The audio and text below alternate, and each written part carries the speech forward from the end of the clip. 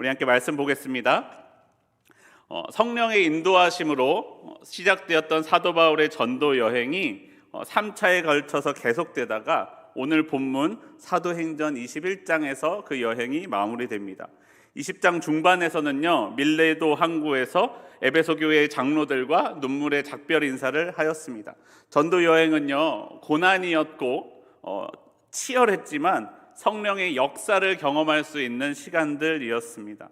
그리고 본문 이후로는 이제 사도 바울은 로마를 향한 끊임없는 이제 환난과 결박과 아픔이 있는 시간이 이제 오늘 본문부터 시작되게 됩니다. 오늘 우리가 읽은 본문의 앞에 있는 21장 3절을 보시면요, 사도 바울은요, 여러 사람들과 작별한 이후에 여러 군데를 거쳐서 두로에 도착합니다. 성경에서는 1절에서 3절 세 줄에 걸쳐서 기록되어 있지만요, 밀레도에서 출발한 사도 바울은 고스, 로도, 바다라, 베니게, 수리아를 거쳐 두로에 이르는, 사실은 결코 짧지 않은 여정을 단 세 줄에 압축해서 말씀해주고 있죠. 두로에 도착한 사도 바울은요, 제자들을 찾았다라고 말씀합니다. 사도 바울은 예루살렘을 향하여 가고 있었기 때문에 아마 이 두로에서 배를 갈아타거나 해야 될 것으로 보입니다. 배를 갈아타기 위하여 그 다음 목적지로 갈 배편이 있을 때까지 머물 곳이 필요했기 때문입니다. 이때 사도 바울이 제자들을 찾았다라고 이야기하는데, 이 제자들이 사도 바울이 15장 3절에서 말씀했던 2차 전도 여행에서 베니게를 다녔을 때 만났던 제자들인지, 아니면 사도 바울이 양육한 제자들이 아니라 그냥 주의 제자들을 의미하는 것인지는 나오지 않지만, 분명한 것은요, 이들이 7일 동안 그곳에서 함께 모여 교제를 나누었습니다. 여러분, 믿는 사람들이 모여서 뭐 했겠어요? 받은 은혜 나누고 받은 말씀 나누고 했겠죠. 그 은혜가 가득하게 나누어지는 시간이었을 것입니다. 그런데 7일을 그렇게 잘 지낸 제자들이요, 갑자기 성령의 감동으로 이야기합니다. 바울더러 예루살렘에 들어가지 말라는 것이에요. 하지만 제자들이 예루살렘으로 가지 말라고 말했지만 이 머물 날이 다 차서 다음 목적지로 갈 배편이 와서 차마 그것을 다 설명하지 못하고 이야기하지 못하고 그곳을 다시 떠나 여정을 계속합니다. 제자들은 모두 바닷가에서 배웅하며 무릎 꿇고 기도하면서 작별했다라고 말씀합니다. 사도 바울과 일행들은 또 두로로, 또 제자들은 자신의 집으로 돌아갔다라고 말씀합니다.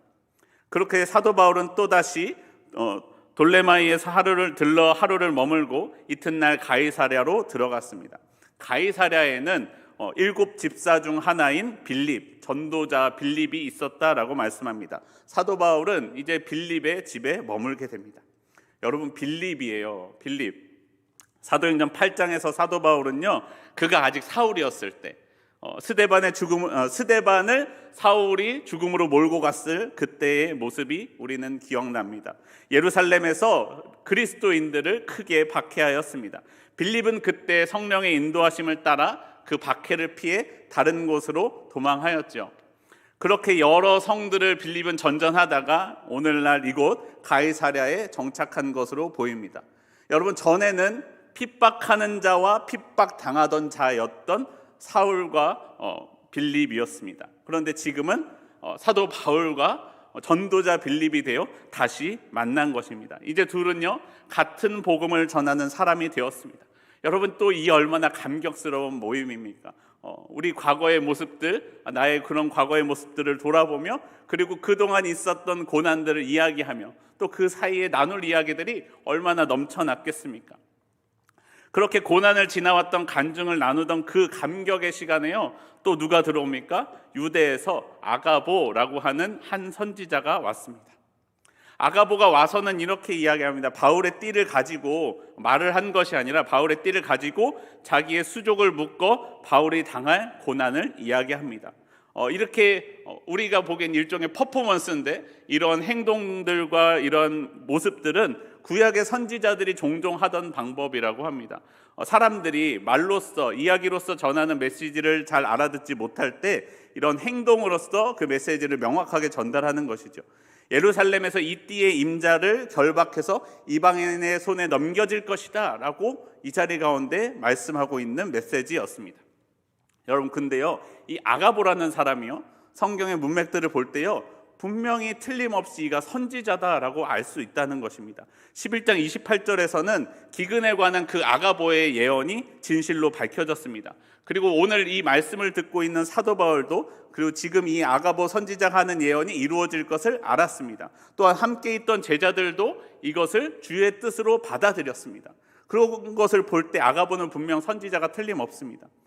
여러분, 성령의 감동을 받았던 제자들도 그리고 선지자였던 아가보도 모두 바울이 예루살렘으로 들어갈 것을 만류합니다. 성령의 감동으로 받아서 이야기하는데요. 하지만 사도 바울은 그들의 말을 거스르고 예루살렘으로 올라갈 것을 결정하였습니다. 여러분, 생각해 보십시오. 사도 바울이 성령을 거스르는 사람입니까? 아니죠. 그럼 왜 이들이 다른 모습들을 보이고 있을까? 생각해 볼 때요, 아마 성령이 이렇게 말씀하시지 않았을까 생각합니다. 성령이 말씀하신 것은 사도 바울이 예루살렘에 올라가면 고난이 있을 것이다, 거기까지 말씀하신 거예요. 그럼 고난이 있는데 들어갈 것인가 들어가지 말 것인가를 결정해야 하는 상황입니다. 유대인에게 결박하여 이방인의 손에 넘겨질 것이다라고 성령께서 말씀하셨는데, 그 말을 들었을 때, 그 감동을 받았을 때 사람들의 반응이 두 가지로 나뉘어지는 것입니다. 사도 바울을 좋아하는 사람들은요, 사도 바울을 만류합니다. 아니, 고난이 있을 것이 분명한 길을 왜 가냐는 거예요. 붙잡힐 것이 분명한 길을 왜 가냐는 것입니다. 거기를 피하세요. 거기 피하지 말고 들어가지 마세요라고 말씀합니다. 하지만 여러분, 사도 바울은요, 그렇게 반응하지 않았습니다.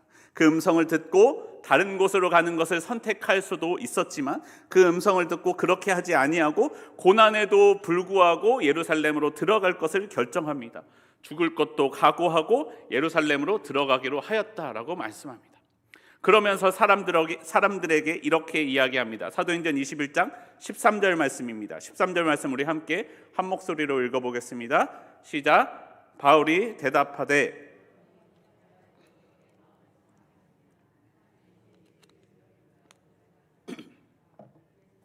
죽을 것도 각오하였노라 하니.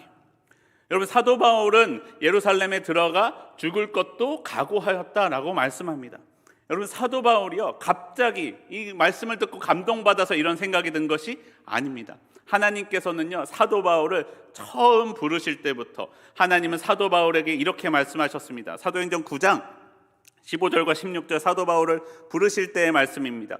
주께서 이르시되 가라, 이 사람은 내 이름을 이방인과 임금들과 이스라엘 자손들에게 전하기 위하여 택한 나의 그릇이다. 그가 내 이름을 위하여 얼마나 고난을 받아야 할 것을 내가 그에게 보이리라 하시니. 이미 사도 바울은 그의 삶의 앞에 남아있을 고난들을 이미 보았다라는 것입니다. 사도 바울은 고난이 있음에도 불구하고 그 사명을 따라 자신을 부르시고 인도하시는 하나님의 말씀을 따라 그 고난의 길을 가기로 결단합니다. 여러분, 예루살렘으로 올라가 죽을 것을 각오합니다. 여러분, 내 앞에 펼쳐진 길이 고난이다 라고 하나님께서 말씀하신다면 여러분은 어떻게 결정하시겠습니까? 분명히 그 앞길에 있는 것이 우리의 삶을 힘들게 할 것을 예상된다면 우리는 어떻게 결정할까요? 창세기 22장을 보면요, 하나님께서 아브라함을 부르시는 이야기가 나옵니다. 하나님께서 아브라함을 부르시고 말씀하십니다. 네 아들, 네 사랑하는 독자 이삭을 바치라. 그런데요, 그 말씀을 들은 아브라함은요, 다음날 아침 일찍이 일어나 짐을 챙겨 떠났습니다. 저는 처음에 이 본문을 읽을 때 아브라함이 밤새 고민하느라 한 잠도 못 자고 출발했구나라고 생각했는데, 담임 목사님은 이 본문을 설교하시면서 고민을 하나도 하지 않고 푹 잤기 때문에 일찍 일어났다라고 말씀하시더라고요. 푹 자고 이제 일어나 고민을 하지 않고 그 길을 출발합니다. 그리고 가는 길 내내 아무 말도 하지 않습니다. 모리아 산 제단 위에 아들을 올려놓고 칼을 높이 듭니다. 그러자 그 순간 하나님이 아브라함을 말리시면서 부르십니다. 아브라함아, 아브라함아, 내가 이제야 네가 하나님을 경외하는 줄을 아노라. 아브라함은 이삭을 하나님께 바치는 문제에 대하여 고민하지 않았습니다. 그것이 아브라함의 마음을 아프게 하지 않았기 때문에 고민하지 않은 것이 아니라 이 문제는 오직 하나님의 손길 아래에 있음을 알았기 때문에 고민하지 않았다라는 것이에요. 사라와 의논하지도 않았고 이삭과 의논하지도 않았습니다. 그냥 가는 거예요. 하나님의 인도하심에 순종하는 거예요. 그리고 그때 하나님의 역사하심을 보게 됩니다. 사도 바울도요, 자신의 길이 오직 하나님의 손길 아래에 있음을 신뢰했습니다. 오직 하나님밖에 의지할 것이 없음을 믿었습니다. 성령은 이제까지도 사도 바울을 인도하셨고 앞으로도 계속해서 사도 바울을 인도해 주실 것입니다.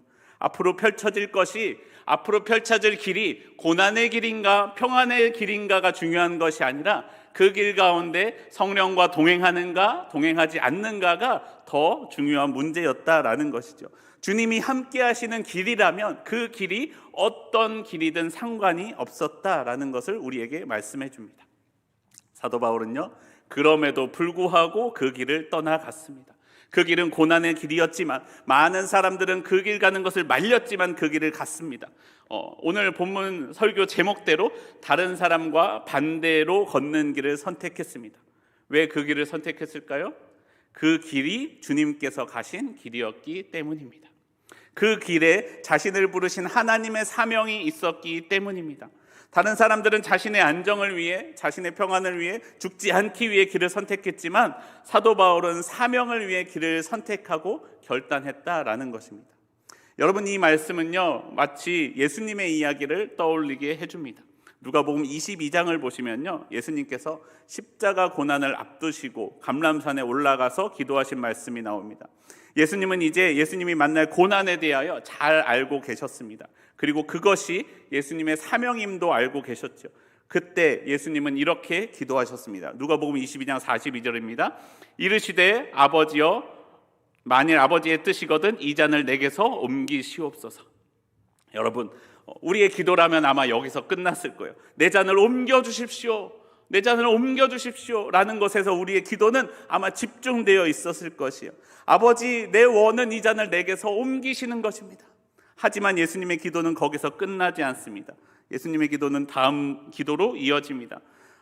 그러나 내 원대로 마시옵고 아버지의 원대로 되기를 원하나이다.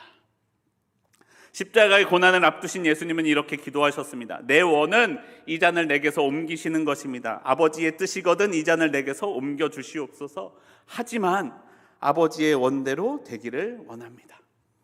그리고 우리가 잘 아는 것처럼 예수님은 그 십자가의 길을 가셨습니다.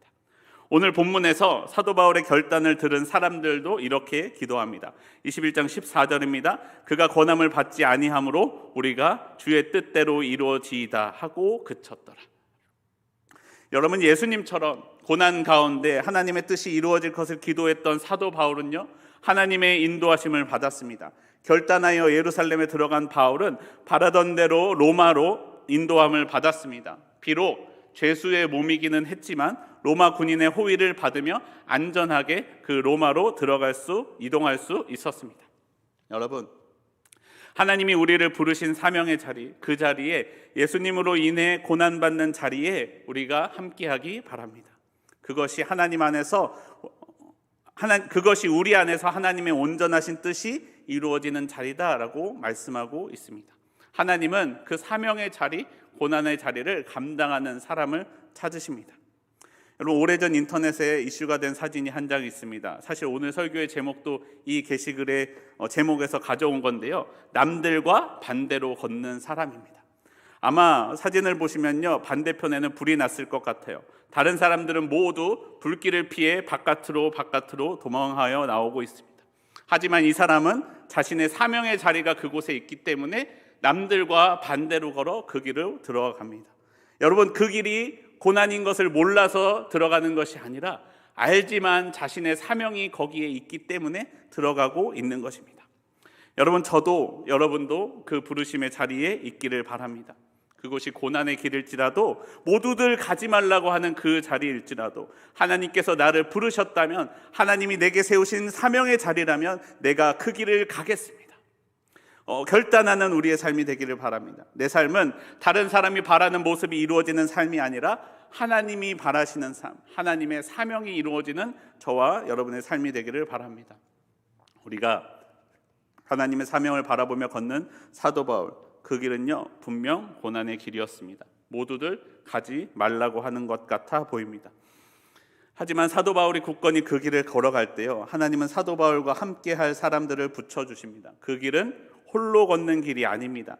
하나님이 함께 하시고 하나님이 붙여주신 동역자가 함께 걷는 길이다라고 말씀합니다.